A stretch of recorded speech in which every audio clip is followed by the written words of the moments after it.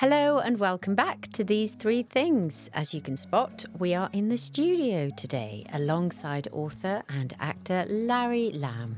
I first met Larry in 2007 when he was here in Wales shooting the iconic Gavin and Stacey, and I believe he is back in Barry on a book tour. Welcome. How are you? How's that going? It's going really well, and the whole thing started in Billericay in April the 15th, I think it was. And the idea was to go back and forth across the country, up and down, to book festivals, book signing events, and to finish in Barry on the 2nd of December. So here we are. That's your first novel, that's right. Yeah. Congratulations. Yeah. And I suppose the love of writing is in full force now. Yeah, it is. And so what's happened, interestingly enough, I wrote a load of poetry right out of the blue in 1983. And about 30 years later, because when I wrote that in 83, I was 36. So when I was about 74, 75, I was rooting around in the attic and found this file of poems, which I'd remembered doing, but had no idea where they'd got to. And a poet friend of mine was really interested to read what I'd written all those years before. And he said, some of this stuff, we've got to film you reciting this and put it out on the internet. Yeah. And so we did, and some of it was really, really well received. Wow. Well done. So yeah, amazing. I've started to write poetry again, and I'm going to, instead of going ahead and writing another. Beautiful. So that's the thing. Good for you. And yeah, so so off the back of promoting the book, I've launched a new branch to my constantly changing career path, and I'm gonna have a go at being a poet. Wonderful. Oh, I look forward to that next year. Well, I'm going to get stuck in, if I may ask. I've asked you to think about your person, place, and treasured possession. And as you know, with previous guests, I've said to them, look, it's hard to whittle down to one, because lots of people warrant the spot that have made a profound impact on us. But it's not the person that you love the most, because I'm sure that you couldn't choose between your children, for one. But the person that sort of set you on your path, got you closer to your destiny somehow, and really lit a spark in you. So let me start there. Who did you choose and why? My Nanny Lamb, my dad's mum, who was a real character, extraordinary woman, very old-fashioned, very respectable working-class woman who'd grown up in the East End, one of 9 children. Her father was a very skilled artisan. He was a cabinet maker. And, as a respectable girl from a respectable working-class family, her mother was able to take her along to an agency that organised women or young women to go and work in service in houses around London. And she, I think probably 3 or 4 of her sisters, that's what they did. They went in service when they left school at about 15 then. And so when my mother and father finally blew apart, I went with my father and my brother to my nan's house. And so she took me under her wing and basically started to make me into what I am now, and kind of lift me out of this dark war zone that I'd been born into. What age were you then? I would have been 9. Okay, very young, impressionable. So you left the mum and dad's home and went to live with Nanny Lamb? Well, no, I didn't know. No, home left us. Okay. Yeah. Well said. The home, well, the battleground, let's call it, just basically blew up. And fortunately for me, fortunately for my brother, we went and lived with my nan. And that was just this wonderful sense of settled existence, which there hadn't been since I was born. One of the poems I write includes a little bit about my nan, the introduction to my nan in this series of poems called War Damage. And so I introduce her saying, having lost 2 babies and raised 6 more, sending 3 of them off to fight in the war, Nan knew all about mothering. And that was her. And she did. And she was fun. She'd been a big fan of the music halls when she was a girl. And she was a huge fan and follower of Mari Lloyd and knew most of Mari Lloyd's songs. And that's what my nan and I did. We sang old musical songs together. Oh, lovely. And she injected a real burst of humanity into this disturbed kid's life. What was Nanny Lamb's full name? Her name was Maud Emily Lamb. Lovely. And so I've always had this soft spot for Maud.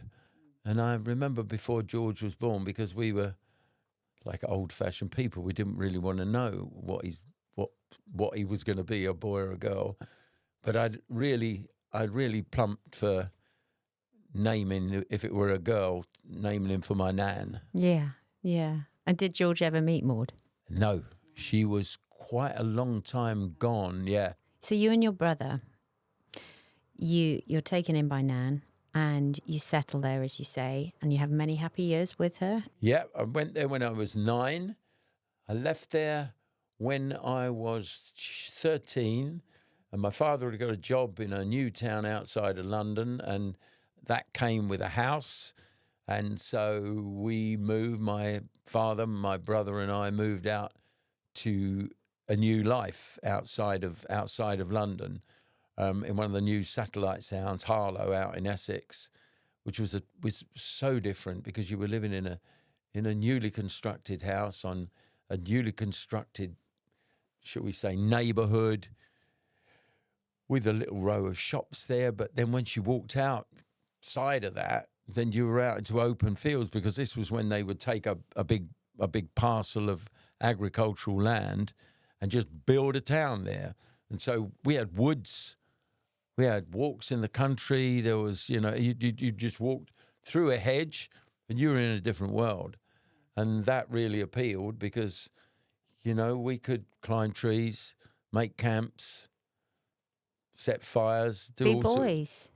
You got it, boys, being boys. So I'm going to call her Nanny Lamb, if you don't mind. That's what she was always called, Nanny Lamb. So Nanny Lamb, you said, had this gift for mothering and obviously restored your nervous system somewhat and made you feel very loved and held. But in a tough love way. Yeah. Tell me about her then. So what was her spirit like? She had a really rough time with her husband. He was an old drunk. And a little tiny guy, a real fiery drinker. And I don't ever remember him being sober for the years, because when I got there, he was still alive. And he passed on probably a year or two after I'd arrived there. And I remember having these long conversations with my nan about the way things had been and the stories I'd heard about him throwing these huge lunatic tantrums. And she said to me, I said, well, so clearly you got control. How did that come about? And she said, well, I'd been out with the two youngest, which was my Auntie Pauline and my Uncle Terry, and they were young enough to have been evacuated during the war. And they then, as a lot of kids did, once things quietened down, the kids came back home, and she'd been out and got back to the house. And, of course, with that house on that little old street, they all had the same thing. You had a little hole, literally a hole in the door with a string going through it. There was a latch on the other side. So if you got in and the string was out, you knew that somebody was in. Okay. And so we got to the door and it was pitch black in there. So the other thing you knew was that the electric had gone off. So she got a shilling, which she gave to my uncle, young Terry, and he got into the coal bunker, put the shilling in, lights came on, and she'd realised that she'd stepped back into the scullery waiting for him to do it, and was, when she looked down, ankle deep in soapy water. And across the other side of this little scullery was what they used to call the copper, which was just like a early thing of being a mechanised washing machine. and there was a garden fork stuck through the side of it, and all the contents, all the water was now on the sunken floor of the scullery, and she was standing in it, and then opened the back door and thought, got a coal scuttle, a coal shovel, and started scooping the water out. And she said, I just thought to myself, I've had enough of this. And she just put the shovel down, walked through the kitchen, walked up the stairs, walked along the little tiny landing to the door that went into their bedroom, which she knew would be shut and bolted. And she just hit the door full force, and she was tough, and went right through the door. The bolt blew off. Grandad, drunk in bed, sat bolt upright, and she just punched him straight on top of the nose. And she said he was never any trouble after that. Love it. Go on, Nanny Lamb. Yeah. That just sorted it all out, did it? All of it. She'd had enough. Yeah. I'm not surprised. Yeah. So then That done. was him. Wow. He was tamed. Was he? Yeah. Stop drinking? Oh, no. He drank himself to death. Okay. Yeah. Don't mess Yeah, with no. Maud. I would love to know, when I asked the question, like, how did she sort of set you closer to your destiny? She didn't get to see you act, I take it. No. So that was years later. what did she spark in you as that young child that has stayed with you into your adulthood? That's really at the core, I suppose, of your soul. Being able to look after myself, because she'd realised that, once we left her home, my dad and my brother and I, we were going to have to run a home of our own, and he was going to have to work. And so it would fall on me as the eldest to have to do everything, do the shopping, do the washing, do the ironing, do the cleaning, do everything. And you were 13 leaving, right? Yeah. And so by the time I was 13, I knew how to run a household. Good for you. And so, that stayed with me, and that's an extraordinary add-on to your personal armour to take, particularly for a boy, to take through into your life. And as you travel, I've lived in 6 different countries. I've travelled all over the world. I've worked in every continent other than the Arctic and Antarctica. And so I'm self-sufficient wherever I go. And that's what she, and a sense of humour, wit, a love of a bit of banter, the ability to be straightforward with people. I mean, she was a huge influence on my life. And as I say, really what it represented was her living under her wing. I can remember crying myself to sleep at night. And I remember this one specific time where she'd long stopped sharing a bedroom with my old grandfather. And so she had what they used to call a parlour, which was the front room, which was never really used. It was the one that basically had a set of furniture and a piano in it, but they'd converted it to be her bedroom. And I remember her taking me and just bringing me into the bed with her, and the old Winciette nightie, and her cuddling me to her and kind of comforting me, I think, because this was when I was probably very soon after they'd all busted up, so I would have been about 9, and that's a hell of a thing to have to do, to mourn the loss of your mother, even though she's still there, and you carry that forever. And she did her best to make sure everything was all right. Did you see your mum after that? Oh yeah. We always used to see her, but this was long before, things were kind of in an organised way. So anyway, my father had custody of my brother and I. My mother had custody of my sister. And so we were part of Nan's household. And when we left, I was back in his world. And so, having been around his mother, he'd had to toe the line for the 5 years or so we were there. But he was really very bitter about my mother and not averse to telling us stuff. And so I was then all of a sudden, having gone from a war zone as a kid into the peace area with my nan, I was back out into what, very quickly became a kind of dodgy, between the lines sort of area where, he was still prone to big bursts of anger.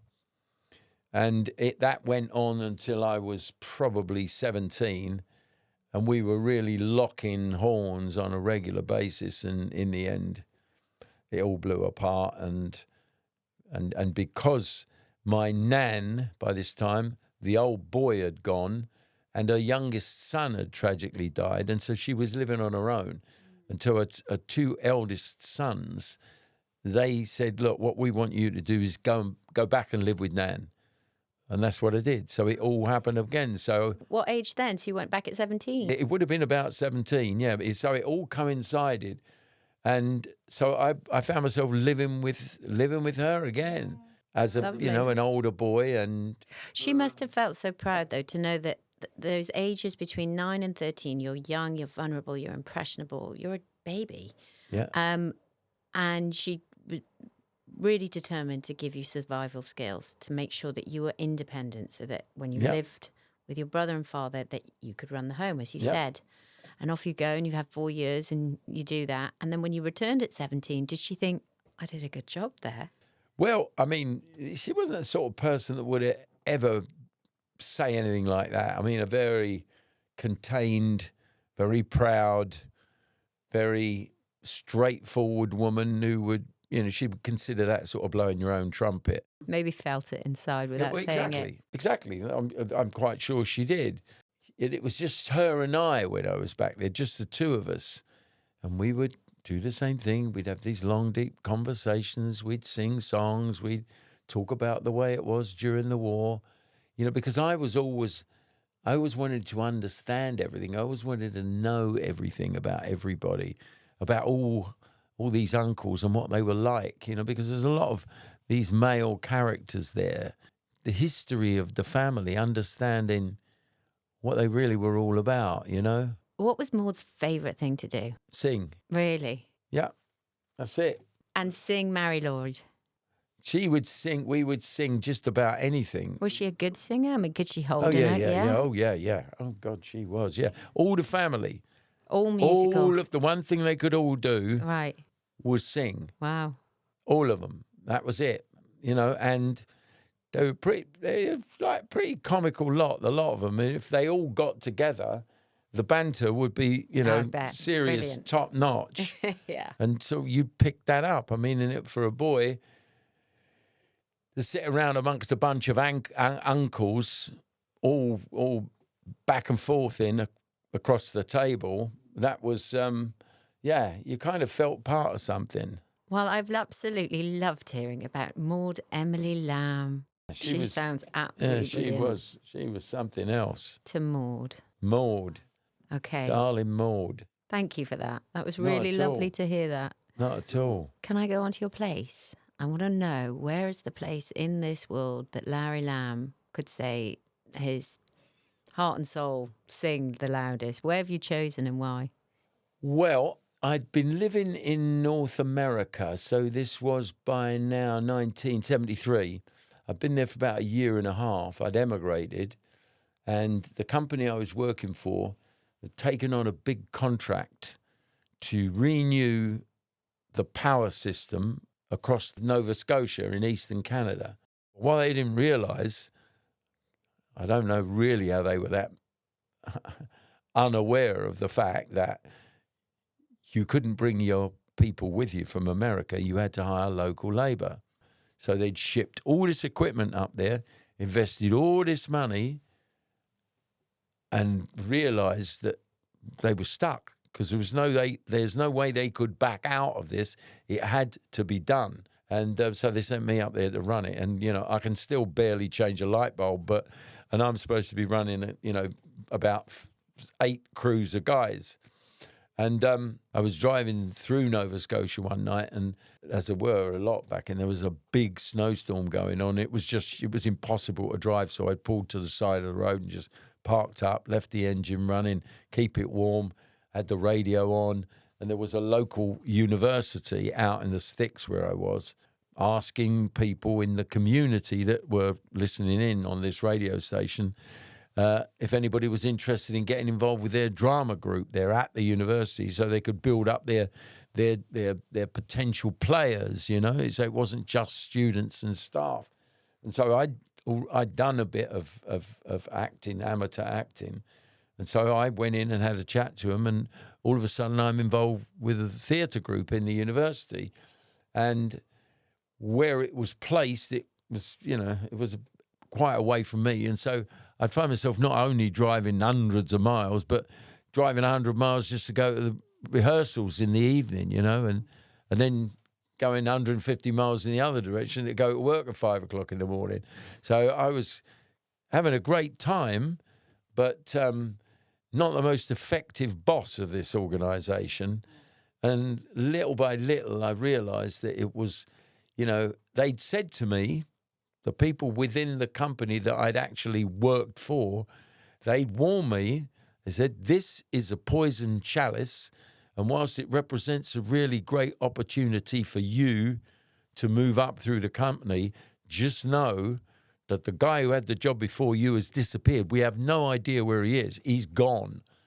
Because he'd realised this. It was like a bobsleigh ride to hell. You were never, ever going to get there, right? And so in the end, I thought, all right, well, that's it. I've had enough. So acting took a hold then? Well, it did in the end, but that wasn't what I left for. I left because I'd realised that whilst I had the job of my dreams, I bought a house, I bought a flat, I drove a company car, I had a great big expense account, I lived the life of Riley, and I was doing acting. But I just didn't have any time. No. I can remember a friend of mine who was, down in New Orleans, and he said, "Yo, come down to New Orleans, come and have a holiday." I said, "You know what? I can probably get 3 days off. That'll be about it." And I came back from this trip. I thought, well, this is ridiculous.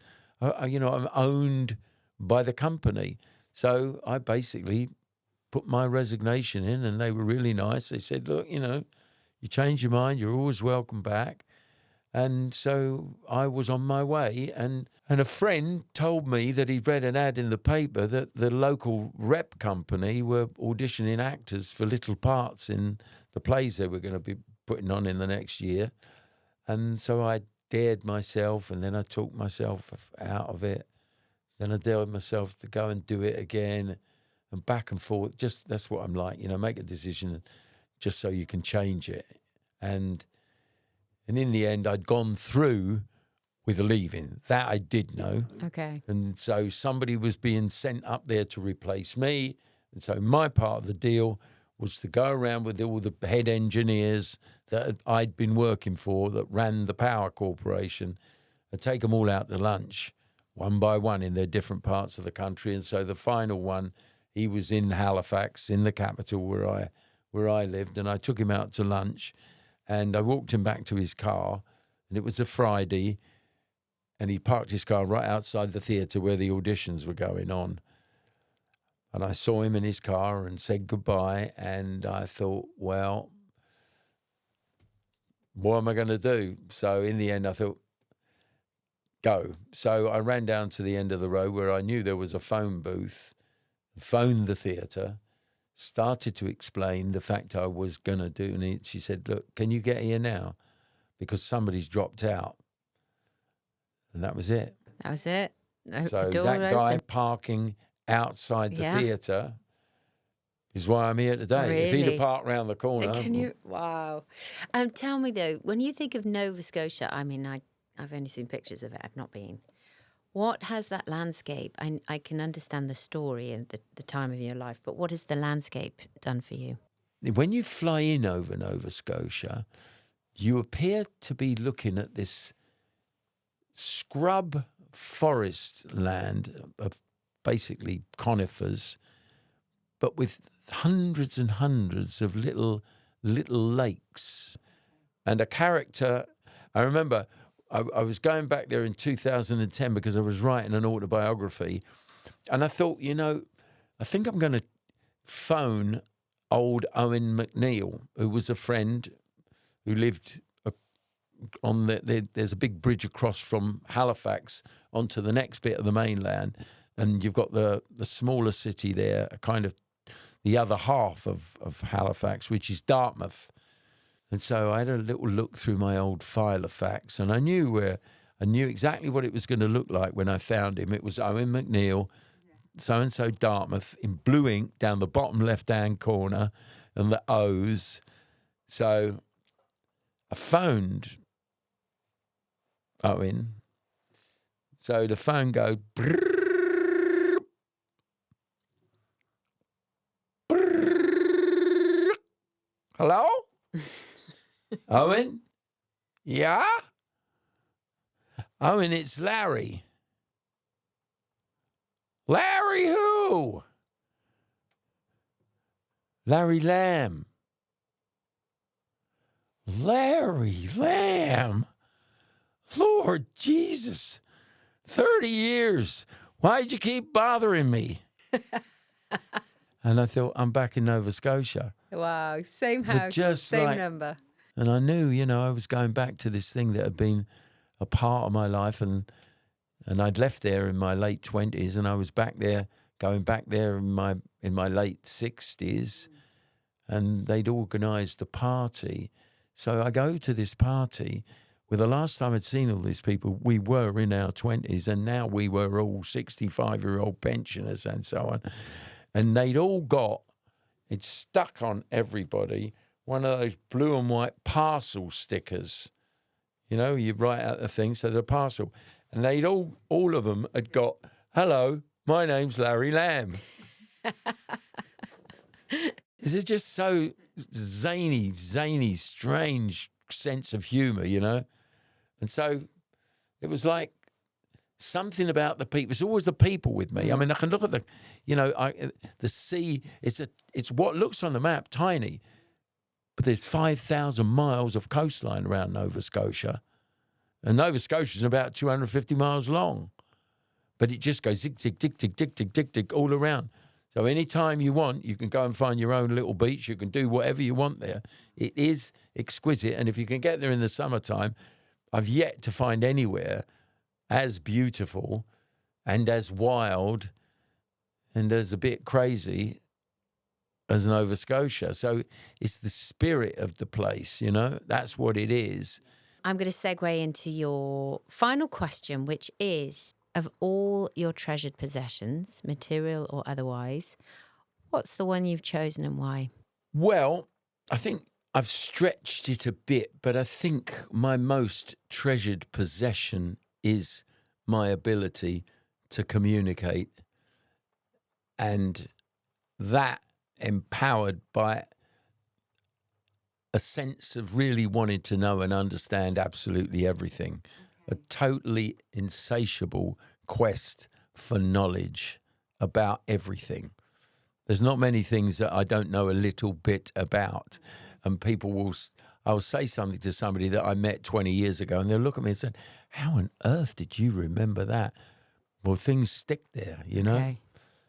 And it's because a lot of that, whilst there was all sorts of negative going on, my father was an extremely bright man, very disturbed. But he was the same. And I clearly got that from him. And when I'm amongst people, I want to know all I can about them, where they're from, what they're all about, what makes them tick. Sometimes to the point where you're looking at them looking at you, and it's like they're thinking, when is this interview going to is it going to end? You know, I came here to have a drink. I'm going to go home exhausted just answering these questions. But I can't stop. Yeah, but for an actor, this is what you need Yeah. in the toolbox. You Yeah, need to have that exactly. insatiable desire to understand the character, right? So it. the questions That's begin. it. And that's like, it all goes back, writing this book Yes. that I've written, which is all about a film crew going away and working.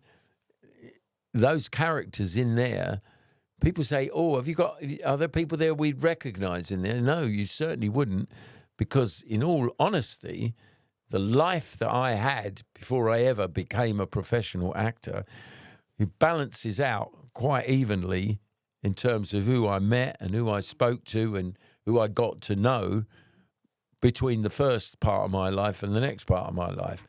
And so these characters, these composite characters, they don't come from showbiz. They come from the electric power line construction, the fishing business, the oil business, people in the American Army. All the people that I worked with over the years, they're in there because I got to know them and I understand them. You say that your ability to communicate is your most treasured possession. Lovely choice, by the way. And the art of conversation and putting people at ease, isn't it? That's really something. Do you think you inherited something from your father, as you rightly say? Do you think Nanny Maud also gave you that gift? Nanny Maud was a very private person. She certainly didn't have a load of friends. There was a lady across the road called Mrs. Keddy, who would come over to Mrs. Lamb's house for a cup of Nescafe in the morning.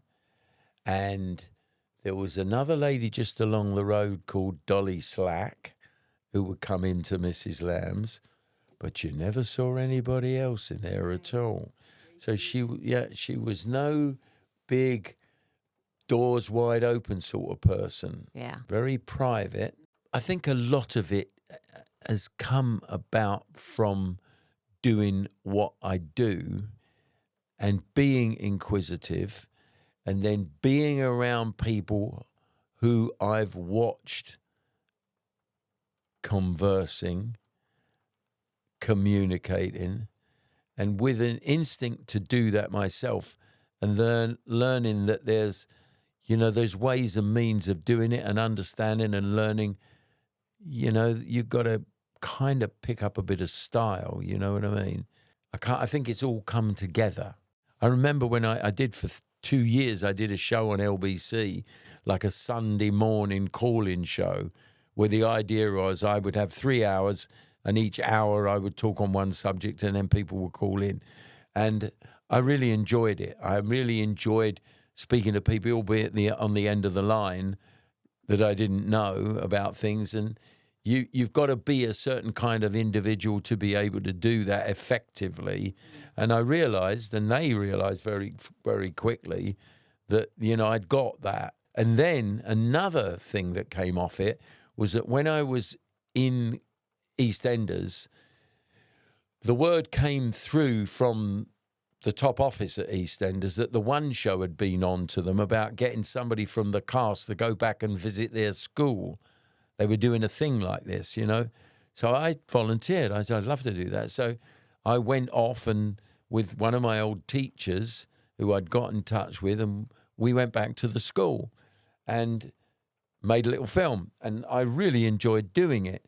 And so about a month or so later, they called me in at the BBC. So like said, we really like this. And do you think you'd like to do any more? I said, yeah, I'd love to do more. And so they said, well, what would you like to do it on? They're all different sort of themes.